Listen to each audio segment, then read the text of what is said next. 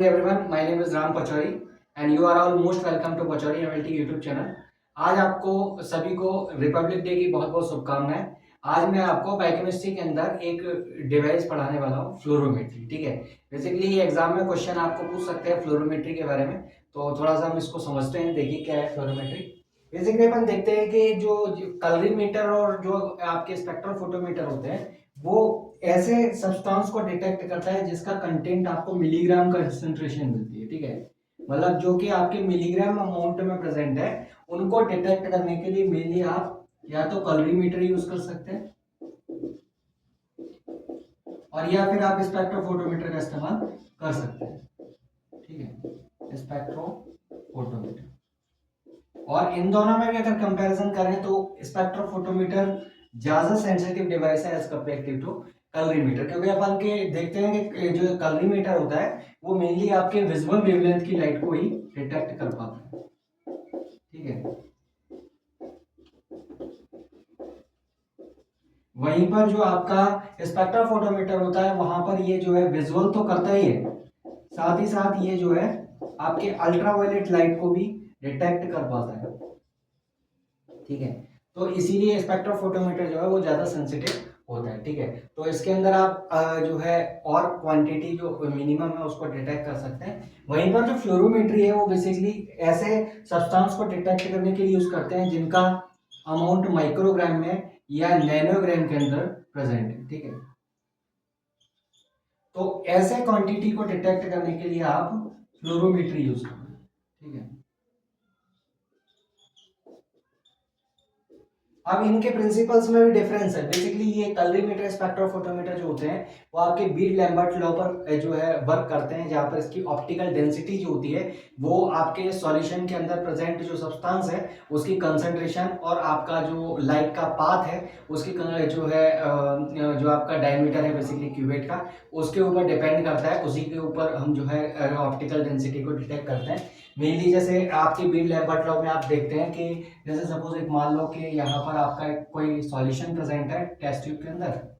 ठीक है, और आप यहाँ पर क्या कर रहे हैं कि एक लाइट सोर्स के जरिए एक लाइट आप यहाँ पर डाल रहे हैं। ठीक है, मान लीजिए इसकी इंटेंसिटी आई नॉट है। ठीक है, अब ये जब इस सॉल्यूशन से पास होगा तो पास होने के बाद जो है कुछ लाइट को ये एब्जॉर्ब कर लेगा और बाकी जो लाइट है उसको वो क्या कर देगा, इमिट कर देगा। ठीक है, तो आप जो है इनके रिलेशन से जो है आप पता करते हैं कि उसके अंदर इसका कंसंट्रेशन जो उस पर्टिकुलर सब्सटेंस का है वो कितना है। ठीक है, तो ये हो गया आपका फंडा जिसमें आप ऑप्टिकल डेंसिटी बेसिकली एब्जॉर्बेंस जो है उसको हमें मेजर करना होता है। ठीक है, वहीं पर हमारा जो ये फ्लोरोमेट्री है ये बेसिकली प्रिंसिपल पर जो वर्क करता है वो ये है कि आपका एक कोई भी मॉलिक्यूल, ठीक है, अगर कोई भी मॉलिक्यूल को आप एक हाई एनर्जी प्रोवाइड करें तो ये अपने ग्राउंड स्टेट से, ठीक है, जैसे सपोज मान लीजिए कि ये आपका ग्राउंड स्टेट है।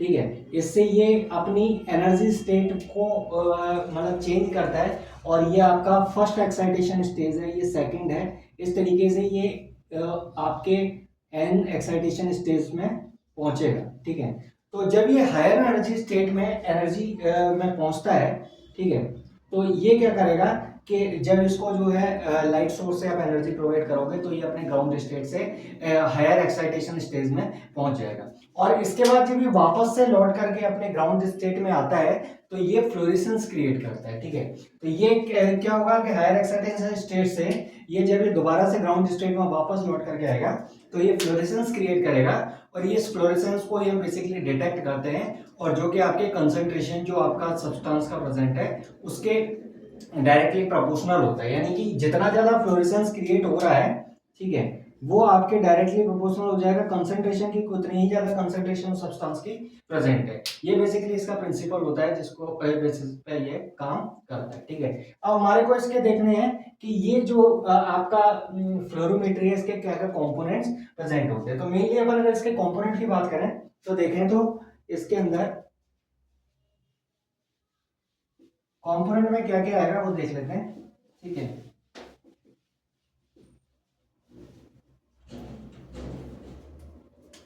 देखिए कंपोनेंट में हमारे को लाइट सोर्स चाहिए होगा।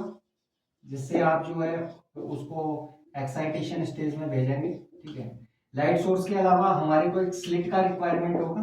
ठीक है, स्लिट बेसिकली कुछ नहीं, आपके लाइट जो आपकी आ रही है उसको फोकसिंग के लिए यूज किया जाता है, जिसके द्वारा लाइट एक पर्टिकुलर वेवलेंथ की लाइट जो है वो उससे गुजर सके। ठीक है, एक हमारे को प्रिज्म की आवश्यकता होती है। ठीक है, इसमें क्या होते हैं, मोनोक्रोमेटर यूज किया जाता है। बेसिकली मोनोक्रोमेटर जो आपका है वो बेसिकली दो टाइप के प्राइमरी और सेकेंडरी होते हैं, जो कि आपकी पर्टिकुलर वेवलेंथ की जो आपकी इंसिडेंट लाइट है उस वेव उसमें से पर्टिकुलर वेवलेंथ को सेलेक्ट करेगा, और फिर इसके बाद जब वो ट्रांसमिट होगी लाइट उससे पास होकर के, तो उसमें जो इंसिडेंट लाइट है उसको क्या करेगा, वो बेसिकली वेवलेंथ को सेलेक्ट करेगा। ठीक है, तो इसमें मोनोक्रोमेटर यूज कर रहे हैं। मोनोक्रोमेटर में एक प्राइमरी मोनोक्रोमेटर और एक आपका सेकेंडरी मोनोक्रोमेटर। ठीक है, देन इसके बाद ये जब यहां से पास हो जाएगा, इसके अलावा हमारे को जो है एक टेस्ट ट्यूब चाहिए जिसके अंदर सॉल्यूशन प्रेजेंट है। ठीक है, टेस्ट ट्यूब सॉल्यूशन जिसके अंदर आपका बेसिकली सब्सटेंस को डिटेक्ट कर रहा है। ठीक है, सैंपल होल्डर।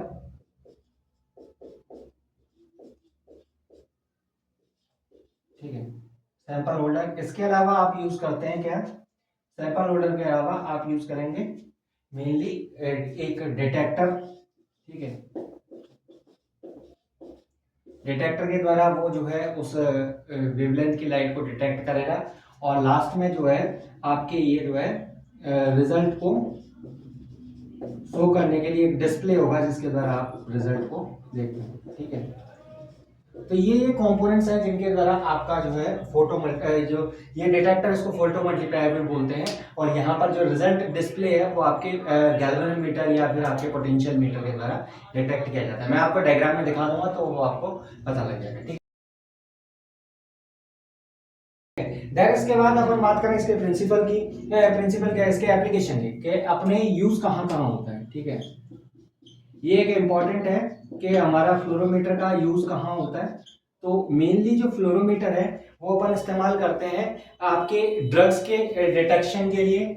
ठीक है, और या फिर हार्मोनल डिटेक्शन के लिए। ठीक है, हार्मोनल डिटेक्शन जैसे कि आपका कॉर्टिसोल हो गया। ठीक है, हार्मोन्स में आपका कॉर्टिसोल हो गया। ठीक है, इसके अलावा आपका जो है T3 हार्मोन, T4 हार्मोन। ठीक है, इसके अलावा आप बोल सकते हो कैटेकोलामाइंस जो होते हैं। ठीक है, ठीक है, ये आपके यूज करते हैं। इसमें जो है ड्रग्स के अंदर आप फेनेबार्बिटॉल। ठीक है, फेनेबार्बिटॉल है, फेनेटॉइन है।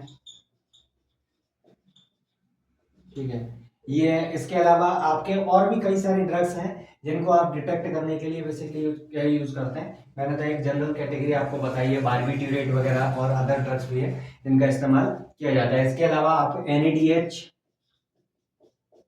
ठीक है, NADPH, टायरोसिन और ट्रिप्टोफैन यहाँ पर लिख देता हूँ। ठीक है, टायरोसिन, ट्रिप्टोफैन। ठीक है, टायरोसिन और ट्रिप्टोफैन, इन सब के डिटेक्शन के लिए बेसिकली अपन यूज करते हैं फ्लोरोमीटर का। ठीक है, तो ये जितने भी कंटेंट है बेसिकली कुछ एक ऐसे होते हैं जिनके अंदर फ्लोरेसेंस नेचर सब्सटेंस में ऑलरेडी प्रेजेंट होता है। ठीक है, विटामिन वगैरह के डिटेक्शन के लिए भी इस्तेमाल किया जाता है। ठीक है, तो जिनमें खुद से फ्लोरेसेंट नेचर पाया जा रहा है उनके अंदर तो आपको यूज करने की जरूरत नहीं है फ्लोरेसेंट सब्सटेंस की। लेकिन जो नॉन फ्लोरेसेंट टाइप के होते हैं उनके अंदर आप जो है एक टैग्ड फ्लोरेसेंट एंटीबॉडीज का इस्तेमाल करके आप जो है वहां पर उसमें फ्लोरेसेंस क्रिएट करवा सकते हैं। ठीक है, तो उस फ्लोरेसेंस के जरिए ही हम उसकी कंसेंट्रेशन को डिटेक्ट कर पा रहे हैं। ठीक है, तो ये आपका एक फ्लोरोमेट्री हुआ जिसके बारे में मैंने आज बताया आपको। ठीक है, इसके अलावा आपके कैलोरीमीटर, स्पेक्ट्रोफोटोमीटर है, वो भी मैं आपको आगे डिस्कस करूंगा कि कैलोरीमीटर और फोटोमीटर जो है वो कैसे यूज होता है। ठीक है, मेनली हमारे लेबोरेटरी के अंदर कैलोरीमीटर, स्पेक्ट्रोफोटोमीटर बहुत इस्तेमाल होता है। ये जो फ्लोरोमेट्री है वो आपका बेसिकली इम्यूनो एसे के जो टेस्ट होते हैं उनके अंदर आपका यूज होता है फ्लोरोमेट्री। ठीक है, तो ये आपके इम्यूनो एसे वाला जो पार्ट है जहां पर आपके हार्मोनल डिटेक्शन किया जाता है। ठीक है, उनके अंदर आपको जो है फ्लोरोमीटर यूज करने को मिलेगा। ठीक है, तो मिलते हैं नेक्स्ट वीडियो के अंदर किसी नए टॉपिक के साथ में। रिपब्लिक डे की आपको फिर से बहुत बहुत शुभकामनाएं। ठीक है, थैंक यू सो मच।